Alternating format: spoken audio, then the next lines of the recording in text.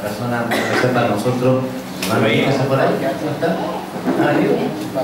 Ahí está. Está con mamá afuera. Vale. Entonces están los padres aquí. Que vengan los padres. Ya no están aquí.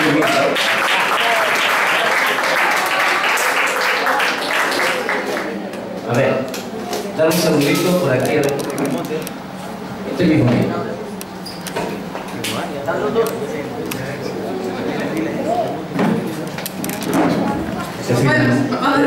Puede ser finlandero, te lo digo yo.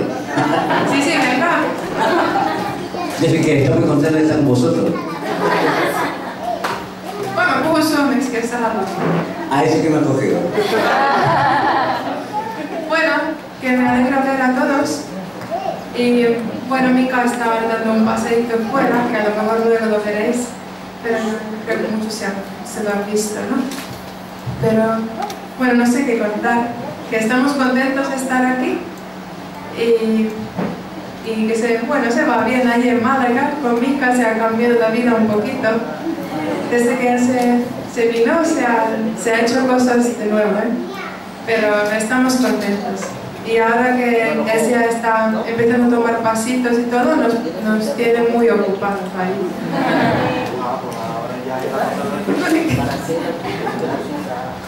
¿Quieres que diga? Que prediques. No, voy a predicar. Bueno, estamos muy contentos de volver a estar aquí de nuevo. Creo que ha sido ahora la última vez, hace 1 año y medio por lo menos, ¿no? Aproximadamente. Sí, por ahí, 1 año y medio. Sí. Y nada, estamos muy contentos de estar de vuelta. Ver también cómo está creciendo la iglesia, ¿no? Y ver cómo... Porque nosotros, claro, como venimos de tiempo en tiempo, podemos ver los cambios y realmente podemos ver qué cosas están pasando en la iglesia, ¿no? Y es muy emocionante, ¿no? Ver, por ejemplo, al grupo de alabanza, ver cómo ha ido evolucionando, ¿no? Y cómo la gente ha ido mejorando sus instrumentos y cómo el equipo, el sonido suena mejor también. La verdad que está bien, porque a veces se dice, bueno, vale, alguno puede predicar y uno puede tener una buena palabra, pero cuando ves que la iglesia está avanzando en diferentes áreas, ¿no? Realmente estás viendo que empieza a haber una madurez, ¿no? Y que diferentes personas están tomando responsabilidad y que Dios realmente puede fundamentar algo para poder traer crecimiento en diferentes áreas y en diferentes lugares en la obra de lo que la iglesia está haciendo. Y solamente a lo mejor voy a dejar compartir una cosita muy pequeñita. Algo que está pasando con nosotros allí en Málaga y que yo creo que hemos estado llevando en nuestro corazón durante bastante tiempo, y son cosas que en mi corazón se levantan a menudo, ¿no?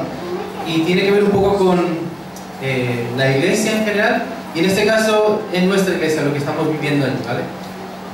Yo creo que muchos de nosotros, o a lo mejor los más jóvenes a lo mejor no se hacen ese tipo de preguntas, pero la gente que lleva mucho tiempo, ¿no? Y que a lo mejor piensa, porque hay algunos jóvenes que a lo mejor lo que piensan cuando piensan en el futuro, pues a lo mejor es, ahora mismo estarán pensando en, bueno, terminar mis estudios, qué carrera voy a hacer, o qué pienso estudiar, o qué trabajo voy a hacer, con quién me voy a casar, bueno, ese tipo de cosas.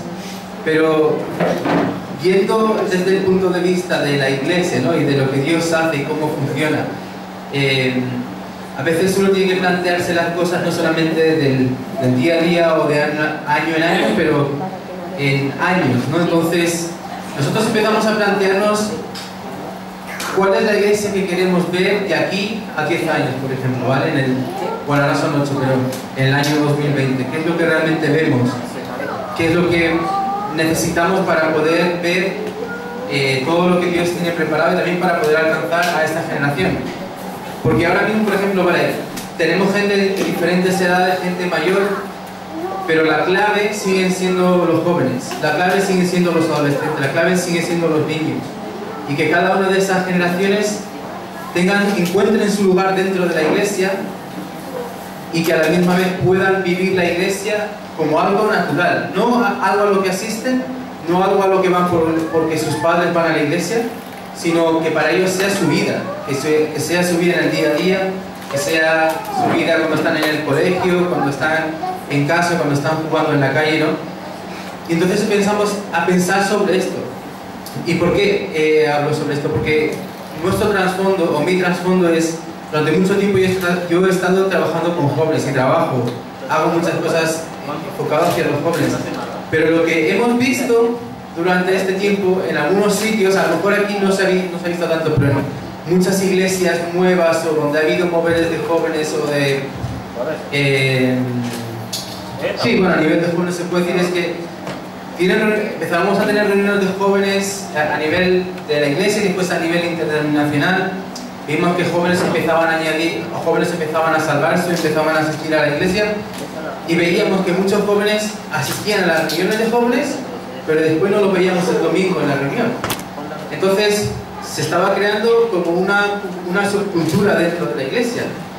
Y claro, teníamos dos opciones, ¿no? Era, bueno, seguimos adelante con esto, intentamos ver cómo podemos integrar a esta gente dentro de la iglesia, ¿no? En las reuniones de los domingos, integrar las reuniones hogareñas, oración, este tipo de cosas.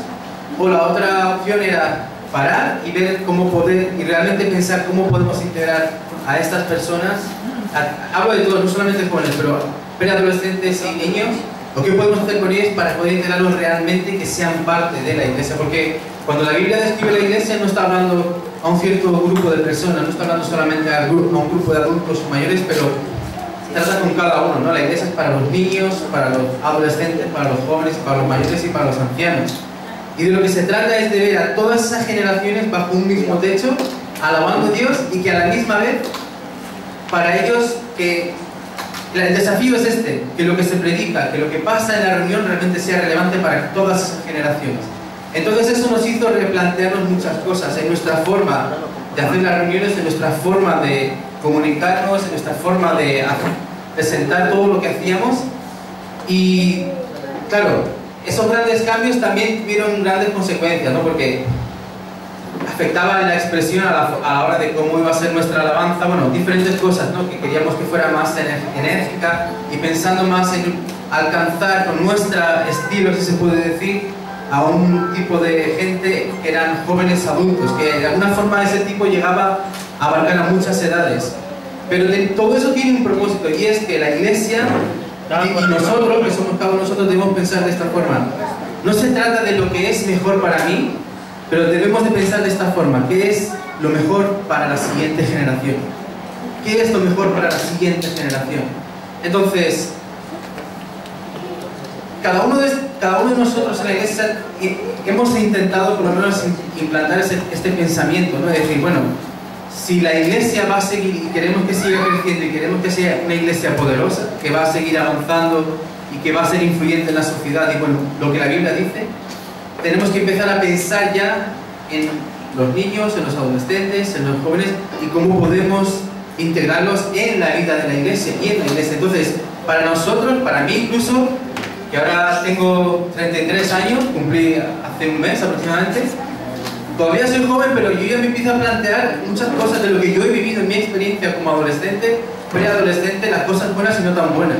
Lo que fueron desafíos para mí y cómo hacer posible que para los jóvenes, para un joven, para un adolescente, para un niño, venir a la iglesia sea la cosa que realmente desearía venir o en lo que está pensando toda la semana, ¿no? Entonces empezamos a pensar de esta forma, y para los mayores es pensar de esta manera.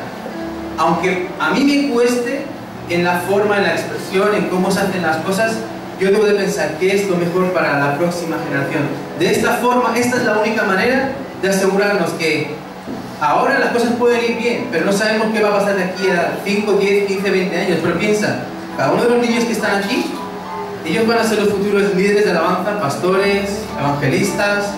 Son cada uno de estos ministerios que están aquí y que tienen que encontrar su lugar dentro de la iglesia y que no podemos verlos solamente como, bueno, están por aquí, vamos a tener la escuela dominical, vamos a prepararles algo para entretenerlos. No se trata de entretenerlos, estamos preparándolos para hacer todo lo que Dios ha preparado para ellos. Y entonces estamos pensando como personas con propósito, estamos pensando como personas de la misma forma en la que Dios ve la historia, ¿no? Y en la cual nosotros estamos ahora en nuestro tiempo y en la que estamos preparando ya el relevo a la siguiente generación, a pesar de que podemos ser jóvenes, pero debemos entender los tiempos, entender lo que Dios está haciendo y que a lo mejor no queda mucho tiempo hasta que Jesús vuelva, pero nosotros debemos asegurarnos de que estamos pensando en ellos. Y lo mismo en nuestra forma, en cómo nos expresamos, en nuestra forma de hablar. Una cosa de la cual a veces no somos conscientes es que dentro de nuestra cultura evangélica tenemos una forma de expresarnos y de hablar las cosas, pero la gente que viene de fuera muchas veces no entiende lo que tú estás diciendo. Entonces también tenemos que ser conscientes de esto, porque de lo que se trata no solamente de entretener a los cristianos, pero de que la gente que viene de la calle, cuando entra en este lugar, pueda entender lo que tú estás hablando. Porque a veces utilizamos un lenguaje que no entiende. Entonces, ser consciente de este tipo de cosas y que la iglesia es un instrumento primeramente para que la gente se encuentre con Jesús. Hay otros instrumentos también, hay otros cursos de evangelismo, discipulado, todo ese tipo de cosas, pero la gente, el propósito de la iglesia es que la gente pueda encontrar a Jesús en nuestras vidas. Y mi último punto, ya termino, es Dios nos ha llamado, muchas veces nos identificamos y escuchamos acerca de nos ha puesto en esta ciudad, vamos a conquistar esta ciudad, pero Jesús cuando vino a esta tierra no vino a conquistar la tierra, vino a servir a la tierra.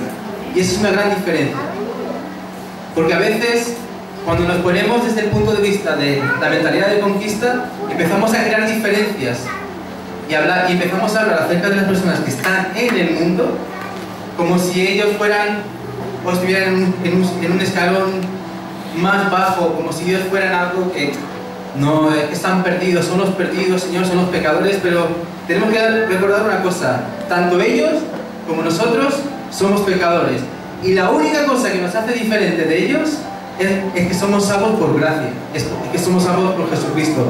Eso es lo único que nos hace diferente, y esa es la actitud que Jesús tenía cuando vino a esta tierra. Dijo, no estaba hablando de ellos, no estaba hablando de ellos, sino Él se acercaba a las personas y esa actitud era la que transformó mucha de la vida de esas personas. Él no vino a juzgar, no vino a condenar, no vino a demostrar aquí estoy yo, sino todo lo contrario. Vino con una actitud de servicio siendo el Hijo de Dios y vino a demostrarles que esta es la forma en la cual se pueden hacer las cosas. Y si tenemos esta actitud, si la iglesia tiene esta actitud de servicio, no hay límites en lo que Dios puede hacer a través de su iglesia. Y por eso lo que estáis haciendo con la obra social y todo lo que estáis haciendo a nivel de ayuda para la sociedad, aunque a veces no lo sepamos apreciar, tiene un valor muy grande. Porque la sociedad a veces ha visto a la iglesia o a los cristianos a veces como unos charlatanes que hablan demasiado pero no hacemos nada. Y nosotros debemos ser completamente lo opuesto. Hay alguien que dijo esto, dijo que debemos predicar en todo tiempo, pero si es necesario, entonces debemos hablar. ¿Qué quiero decir con esto? Que nuestras vidas sean un ejemplo, y que a veces no es necesario hablar con nuestra boca, porque si nuestras vidas son un ejemplo, la gente va a ver a Jesús en nuestra vida. Ni siquiera vamos a tener que estar dándoles la paliza, sino que la gente va a ver algo en nosotros diferente. Y yo veo esto en esta iglesia, yo veo que Dios ha hecho algo aquí, que está levantando personas y veo lo que está haciendo en los diferentes lugares, así que para nosotros es un ánimo estar aquí también, de verdad. Y bueno, mi padre y los que llevan aquí mucho tiempo, si vierais Vitoria hace 15 o 20 años en el País Vasco, comparado a lo que está pasando ahora mismo, es como el día y la mañana, ¿no? O sea, que podemos ver que Dios está haciendo algo muy grande, y ahí es donde cuenta con cada uno de nosotros. Y no va a ser Ariel, ni va a ser Cosme, ni va a ser ninguno de estos, sino la revolución va a venir por cada uno de los anónimos que están aquí, cada uno de los creyentes. Esta es la revolución de los anónimos, no de los figuras, ¿vale? Y no quiero decir que sean figuras de mi padre, pero digo que se trata de eso, que Dios cuenta con cada uno de nosotros, ¿vale? Dios cuenta con cada uno de nosotros. Así que Dios os bendiga mucho y ya le paso. No te vayas, quédate. No, vete, toma. Levanta tus manos a bendecirle, ¿eh? Yo quiero